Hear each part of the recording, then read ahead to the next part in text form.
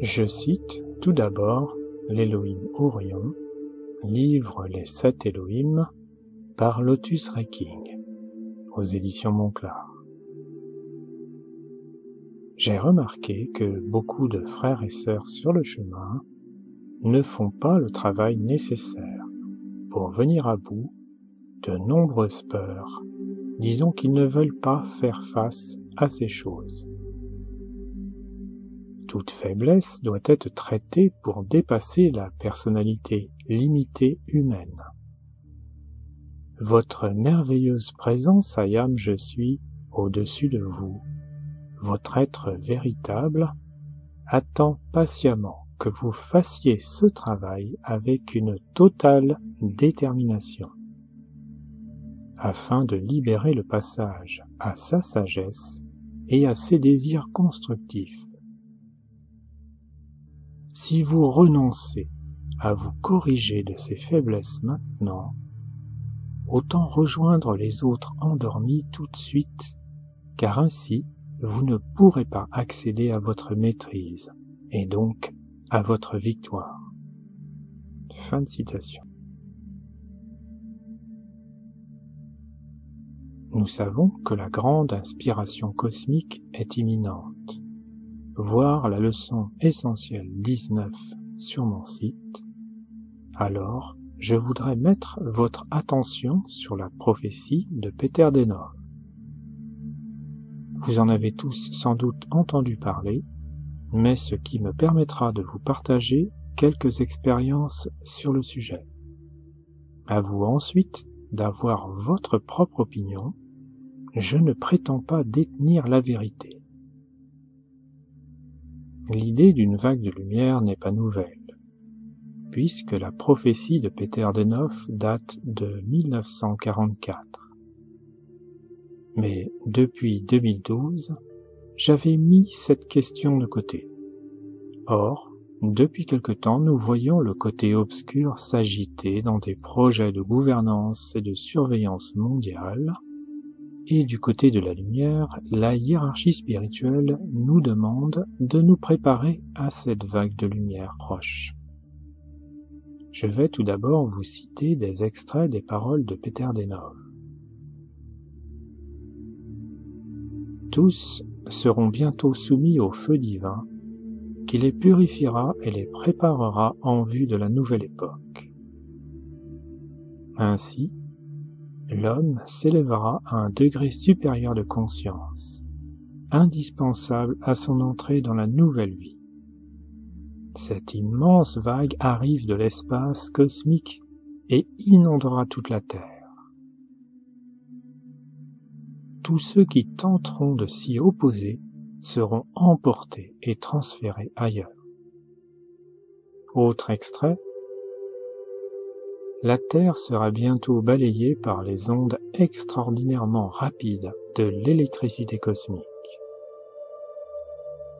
D'ici quelques décennies, les êtres mauvais et fourvoyés ne pourront supporter leur intensité.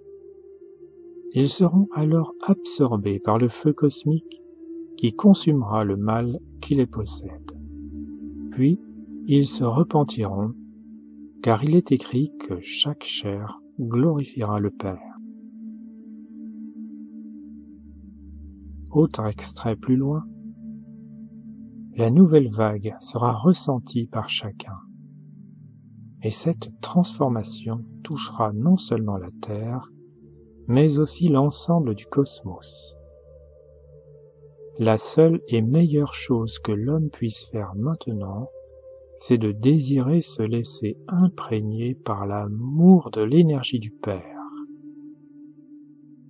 Et en s'améliorant consciemment, d'élever son niveau vibratoire, afin de se trouver en harmonie avec cette vague puissante qui bientôt le submergera.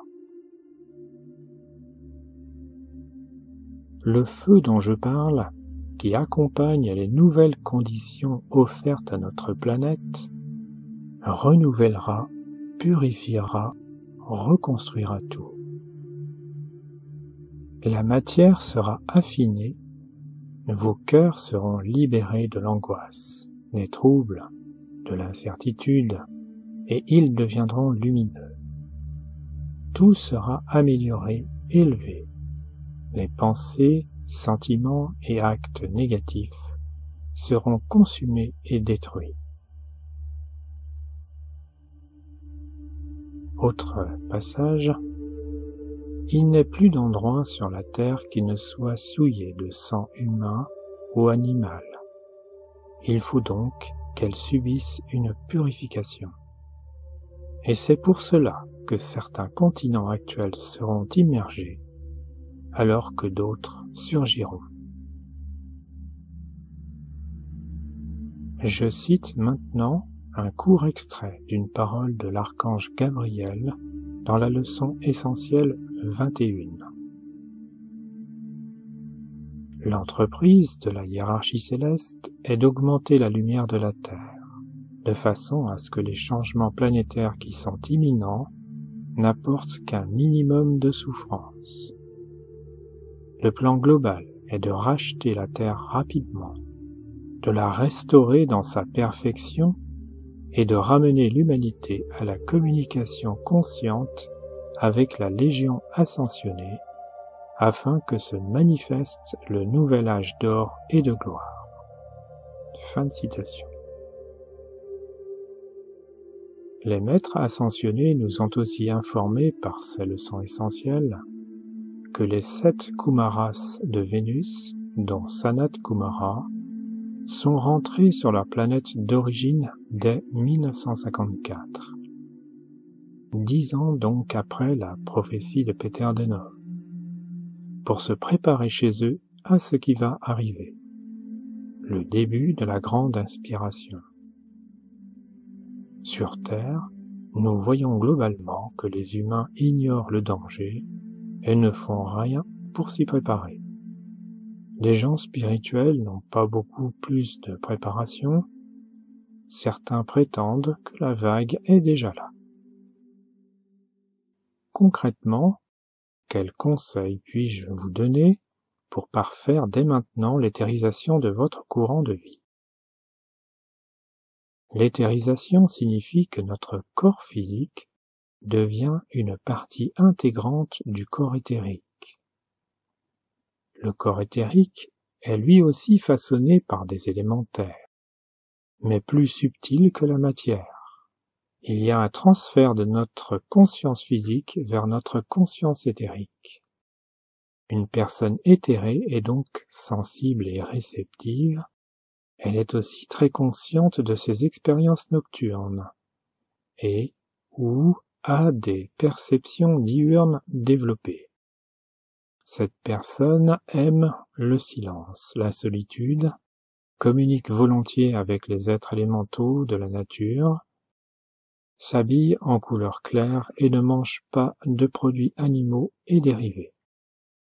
Voici quelques conseils personnels en 6 points pour mieux s'éthériser.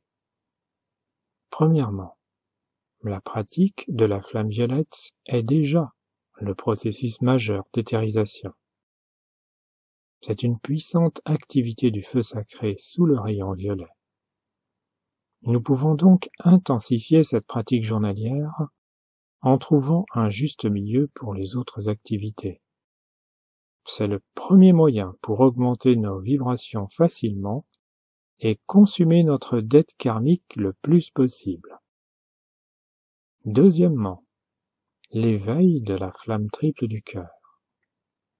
C'est le résultat de tous nos efforts d'adoration de notre belle présence. C'est essentiel pour préparer l'arrivée du corps christique en nous. Nos cœurs deviendront lumineux, nous dit Peter Denov. La vague de lumière va provoquer une forte amplification de notre flamme triple. Mieux vaut être préparé. Cette flamme est un puissant accélérateur atomique et donc il est important de s'habituer à ses effets pour augmenter nos vibrations. Je reste à votre disposition pour des conseils. Troisièmement, le contrôle de l'attention le plus possible vers la présence, les maîtres ascensionnés, les lectures de leurs discours et le moins possible dans la dimension terrestre et tout ce qui amène de la discorde, sauf avec la nature et les élémentaux. Cela ne veut pas dire de devenir insensible dans le cas où nous pouvons apporter une aide pour soulager la souffrance chez autrui.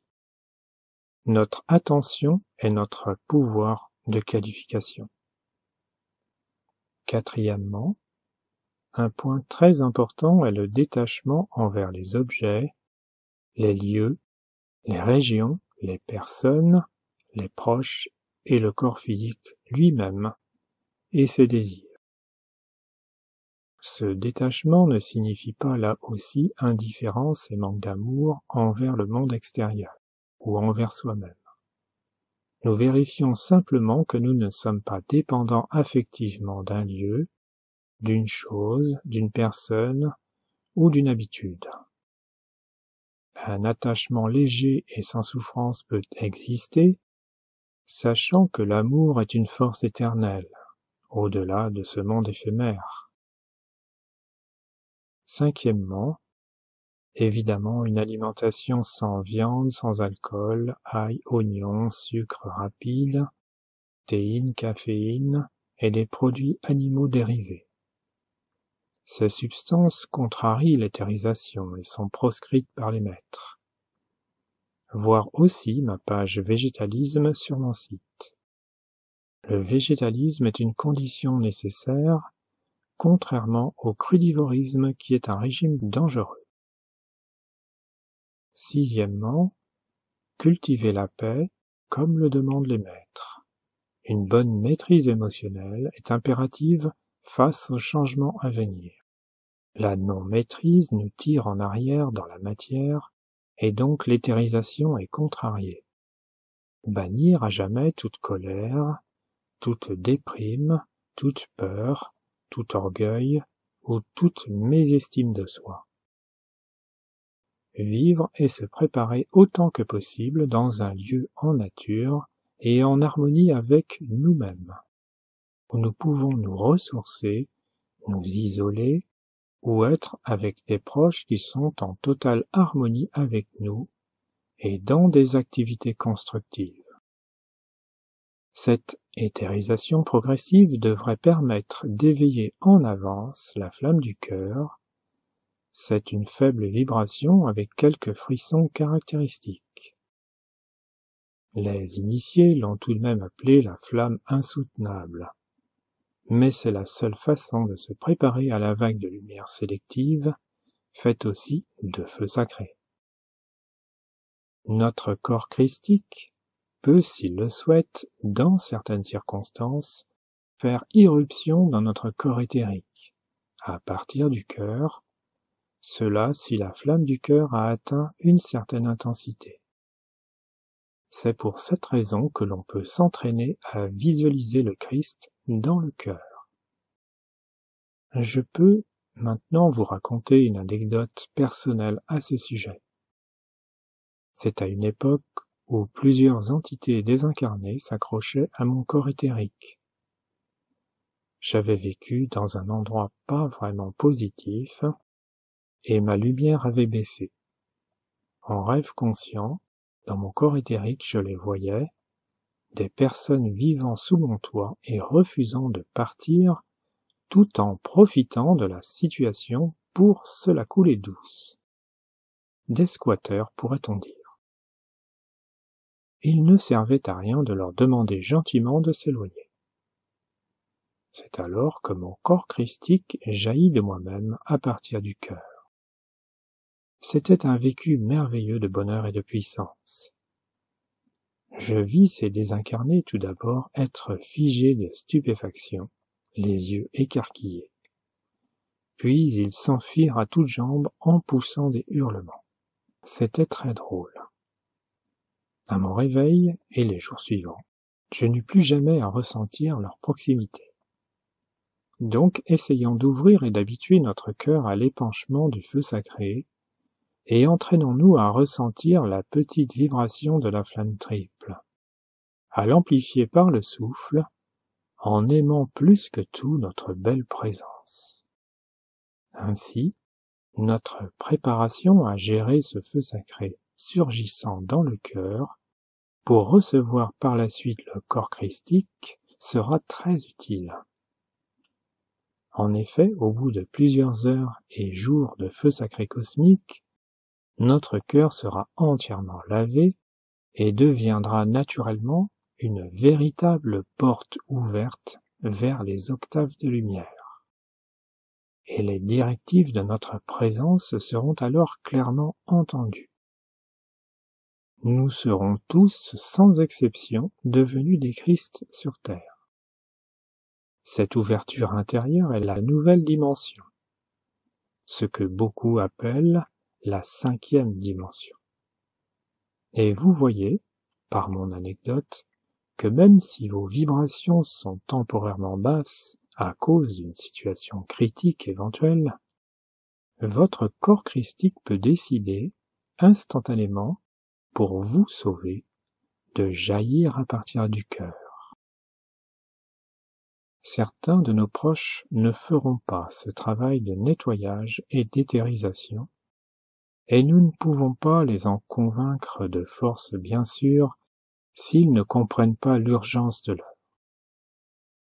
Ne soyons pas inquiets pour eux, l'amour divin leur donnera une place juste pour évoluer à leur rythme. Personne ne sera abandonné sur son chemin. La vague de lumière ne brûlera pas les corps extérieurement, sans discernement. Ce sera peut-être même un spectacle étonnant. C'est une hypothèse toute personnelle. L'on pourrait voir dans le ciel d'immenses aurores boréales. Le champ magnétique terrestre pourrait aussi ralentir pour laisser passer ces puissantes ondes cosmiques. D'autre part, l'obscurité de 3 jours et 3 nuits pourra être provoquée par Hélios lui-même. Nous savons que le Soleil va aussi relayer cette puissante vague cosmique, et pour générer du feu sacré en surpuissance, invisible à l'œil humain, il est possible que sa luminosité baisse sensiblement, ce qui sera accentué par le fait qu'il n'y aura plus d'énergie ni de communication. Pour ce qui est du quand, la prophétie de Peter de Neuf remonte aux années 1940, et il nous parle de quelques décennies dans le futur, c'est-à-dire forcément moins d'1 siècle, sinon il aurait utilisé ce mot. Donc, au maximum, 9 décennies. Le calcul donne donc 2034 maximum. Et pour ma part, je suis persuadé que rien ne viendra avant 2024, le début du bimillénaire du ministère du Christ en Jésus, et sa fin en 2027, sachant que l'Église catholique a reconnu que le calendrier actuel est en retard de 6 ans, voir ma vidéo sur le sujet. Donc, nous avons une forte probabilité entre 2024 et disons 2030. Christina Van Dreyen parle aussi de l'ascension de la Terre imminente. Selon elle, la Terre est pressée d'ascensionner. Écoutez sa vidéo de mai dernier sur le sujet. Elle demande à chacun de se poser la question.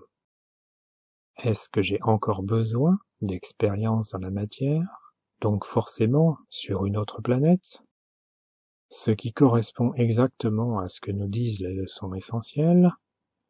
Ou est-ce que je souhaite accompagner la Terre dans son ascension, et je me prépare en ce sens? Les maîtres ascensionnés ont précisé que la Terre prendrait l'orbite de Vénus, et donc, aussi près du Soleil, aucune vie n'est possible. Je suppose que Vénus va prendre l'orbite de Mercure. Il y a quelques années, là aussi en rêve éveillé, toujours dans mon corps éthérique, j'ai observé une scène étonnante. Je me trouvais dans un paysage avec des collines à perte de vue qui étaient couvertes de millions de corps, bien rangés, propres et d'apparence jeune, tous dans des linceuls blancs.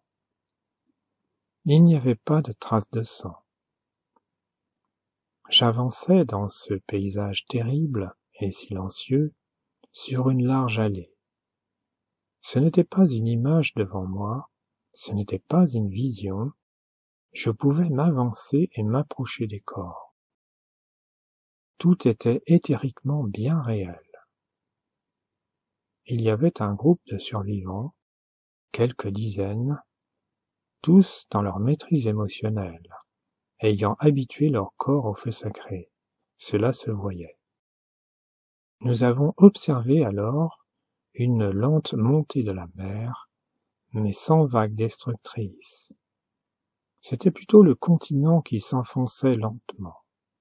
Nous décidâmes de reculer vers les hauteurs. C'était comme faire face à un effet de marée, quoique un peu plus rapide. Aucune date précise ne m'a été fournie avec cette expérience éthérique qui m'a semblé bien réelle. Bien sûr, sur la Terre, cela ne se passera pas comme dans le plan éthérique. Il s'agit de ne pas prendre cela comme une réalité future sur Terre. Mais cela indique que toute personne qui ne se prépare pas a très peu de chances de conserver son corps physique. Du point de vue de la lumière, cela n'est pas grave. L'amour divin est rempli d'opportunités. Mais ce jour-là, j'ai été averti que la galaxie et la Terre ne pouvaient plus attendre la trop lente évolution de l'humanité. Pour une personne qui a pratiqué les appels journaliers suffisamment et utilisé la flamme du cœur comme accélérateur atomique, cette vague de feu sacré ressemblera à un vent frais traversant le corps sans obstacle. En méditant avec le souffle pour accepter cet amour divin lorsqu'il viendra, le cœur commencera à vibrer et s'illuminer. Ce sera très agréable. Il ne sera pas touché à un seul cheveu des justes, dit-on, comme une note de musique juste et harmonieuse dans une symphonie. Pour une personne qui a encore une petite dette karmique, la gêne supportable finira par disparaître, à condition de bien gérer. Le feu sacré consumera rapidement la couche karmique autour des atomes. Dans ce cas, allongez-vous bien et relaxez-vous, respirez à fond et ouvrez votre cœur à tout cet amour. Par moments, remettez-vous assis en tailleur. Par contre, pour toutes les personnes dominatrices, narcissiques, manipulatrices, colériques ou déprimées, ce feu sacré sera tout de suite ingérable et insupportable. Il provoquera rapidement une décorporation, tout en consumant la dette karmique immédiatement pour permettre la migration hors de la planète. Les enfants innocents résisteront très bien selon les cas. Les animaux, par contre, seront décorporés sans souffrance, n'ayant aucun karma, et une seconde planète d'accueil leur sera dédiée, mais sans humains. La vermine disparaîtra de la terre. Fourmis, araignées, mouches, parasites, etc. Car toute cette vie a été enfermée dans ces formes négatives par les pensées de l'homme au cours des millions d'années de discorde. Ma présence m'a déjà testé il y a 2 ans, avec une vague puissante de feu blanc. Aussi je peux parler des effets dans le corps en tant qu'expérience directe.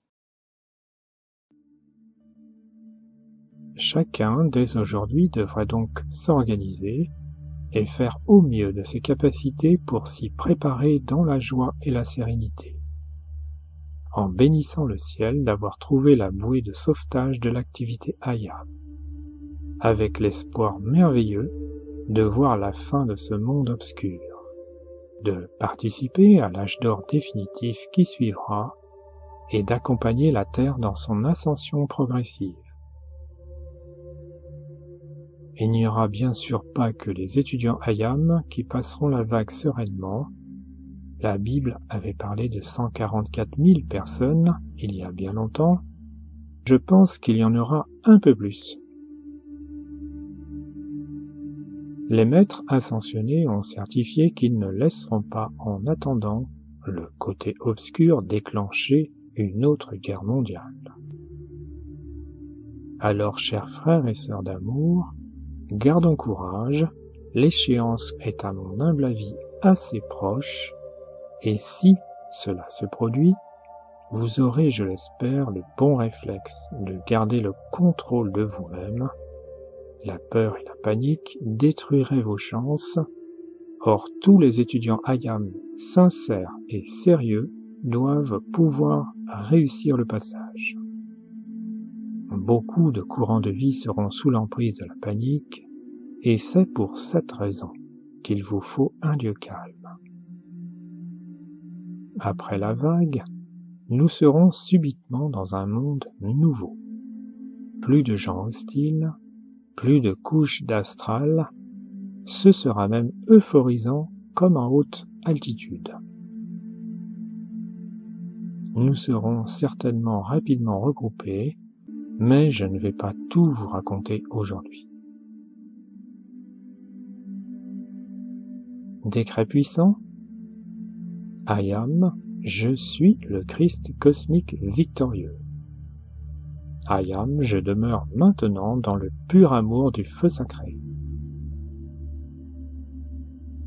Pour terminer, je vous cite un extrait du discours de l'Élohim de la paix, livre Les 7 puissants Elohim par Lotus Reiki, page 117, aux éditions Monclar. Il y a un moment où l'on doit rendre des comptes. L'humanité ne peut pas continuer comme cela à défier consciemment et continuellement la grande perfection de l'univers et l'intelligence qu'il a créée et l'amour qui donne tout cela. La conscience intellectuelle extérieure et les sentiments extérieurs ne peuvent pas continuer indéfiniment à défier la perfection de l'amour, perfection qui est si grande qu'elle emplit l'espace infini de ses magnifiques manifestations miraculeuses. Le moi extérieur qui lui lance un défi doit obligatoirement comprendre qu'à un moment donné, il lui faudra ou bien montrer sa gratitude envers la vie, ou bien cesser d'exister. Fin de citation.